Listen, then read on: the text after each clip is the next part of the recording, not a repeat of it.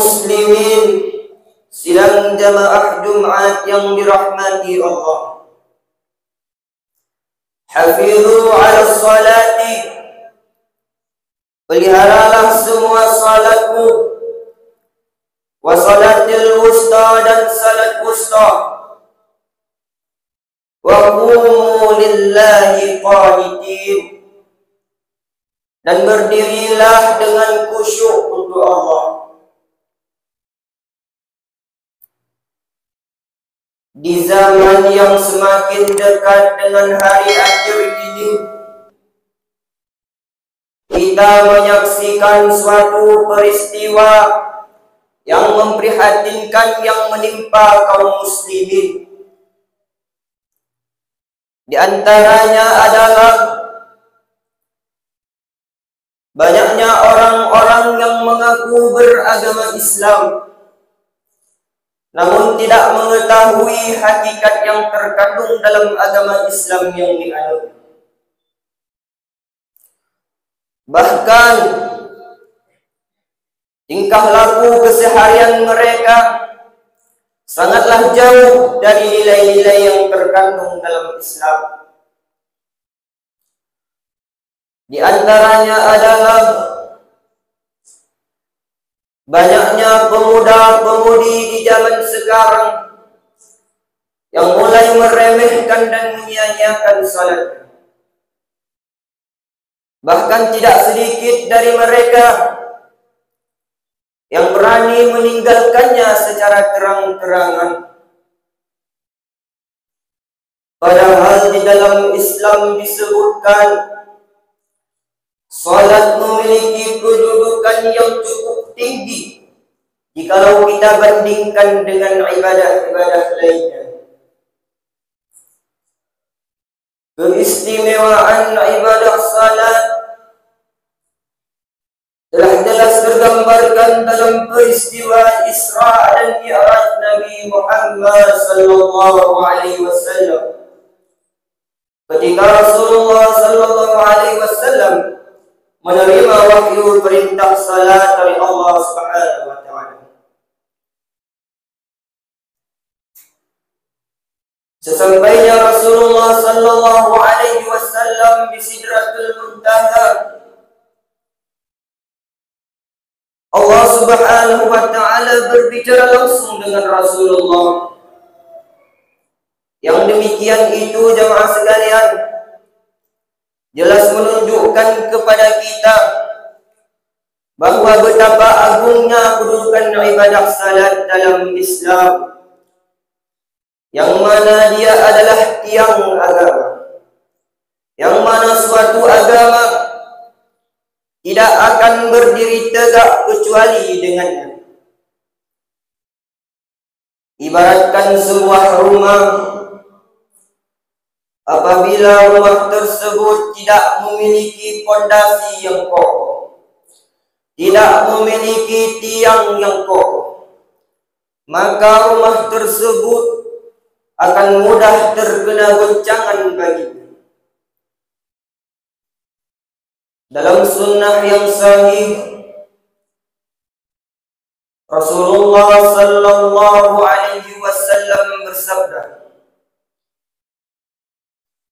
Rasul amri Islam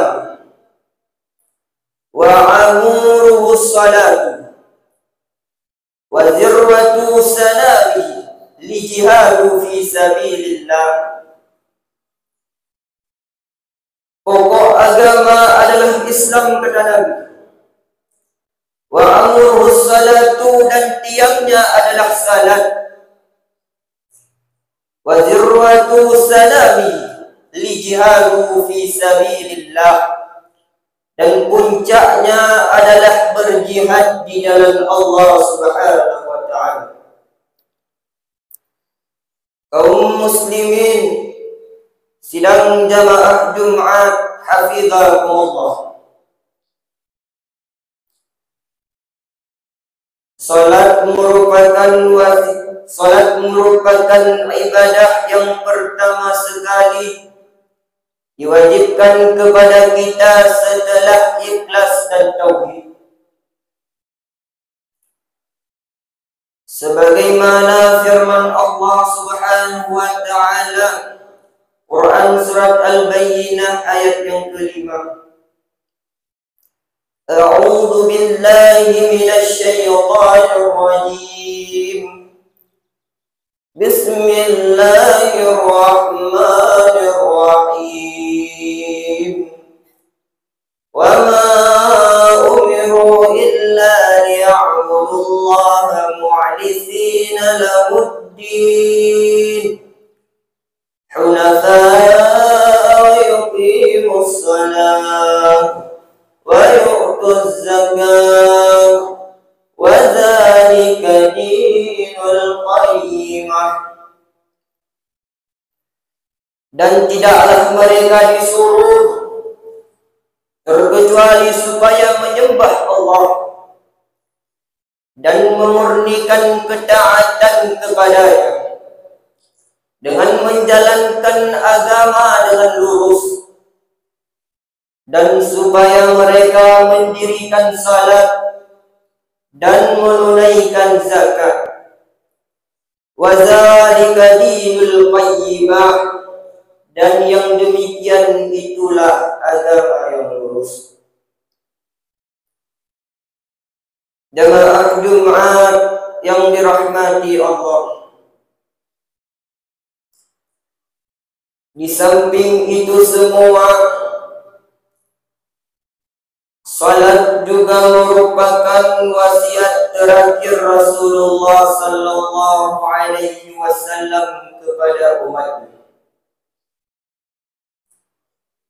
Bahkan Al-Quran dan Sunnah yang sahih menegurkan kepada kita ancaman yang keras bagi orang-orang yang meninggalkan salat. Bahkan dalam sunnah disebutkan bahwa orang-orang yang meninggalkan salat kelak akan dikumpulkan bersama Qarun, Fir'aun, Haman dan Ubay bin Khalaf. Kaum muslimin sidang jamaah Jumat yang dirahmati Allah,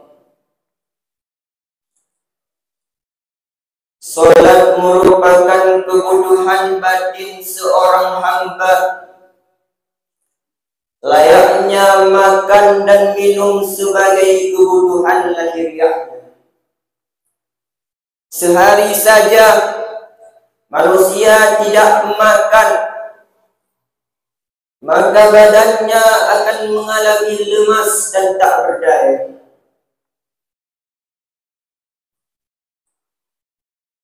Kebutuhan makan terhadap jasmani harus selalu dipenuhi, layaknya kesehatan jasmani yang harus dipenuhi. Demikian juga dengan hati seorang hamba,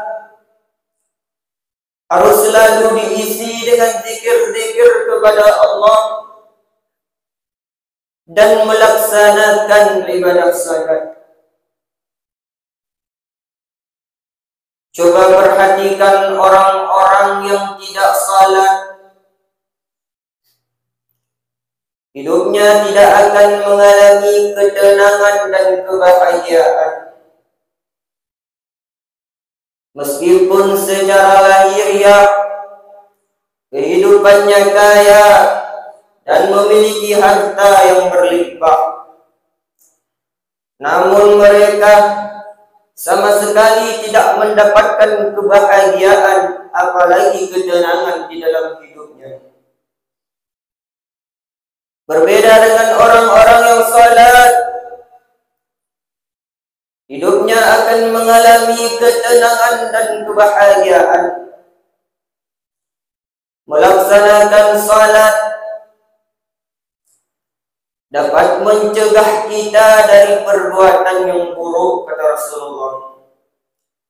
Inna salata tanha 'anil fahsya'i wal munkar. Sesungguhnya sembahyang dapat mencegah kitanya dari perbuatan keji dan mungkar. maka jiwa-jiwa orang yang mengerjakan salat akan mendapatkan kebahagiaan dan mendapatkan tuma'ninah di dalam hidupnya.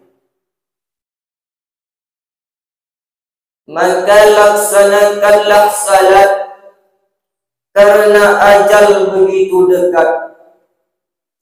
Laksanakanlah perintahnya selagi amal masih dicatat.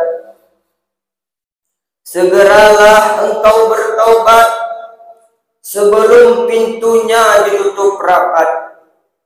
Jadilah engkau hamba yang taat demi meraih surga yang penuh dengan nikmat. Kaum muslimin sidang jamaah Jumat yang dirahmati Allah, bagaimanapun keadaan yang sedang kita alami,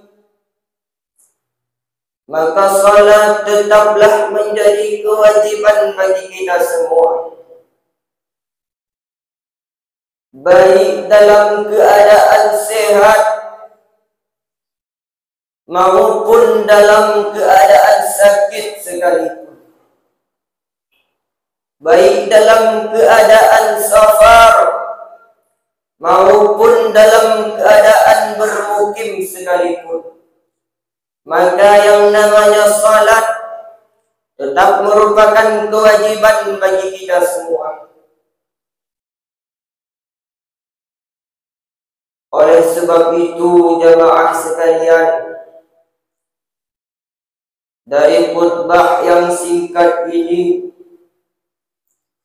yang pertama sekali saya ingin menasihati diri saya sendiri dan jamaah sekalian.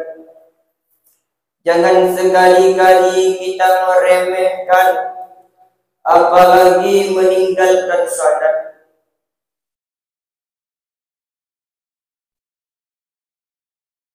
Semoga Allah memberikan hidayah kepada kita untuk selalu menjaga salat yang 5 waktu.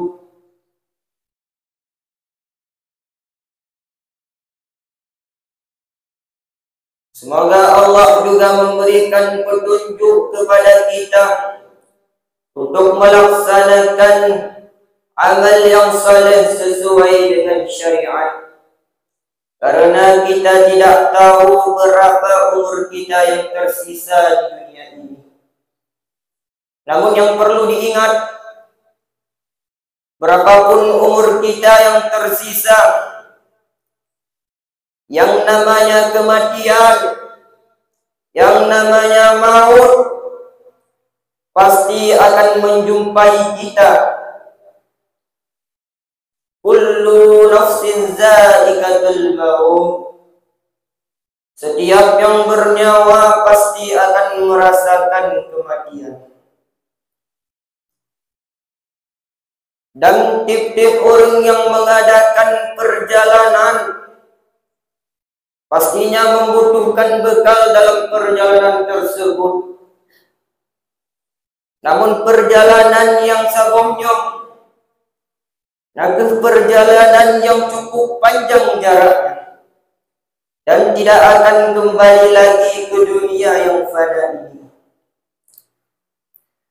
Dan barang siapa yang dalam perjalanannya hanya memiliki bekal yang cukup, hanya memiliki ibadah yang cukup, hanya bagi amal saleh, maka artinya dia telah mendapatkan kerugian semasa hidupnya.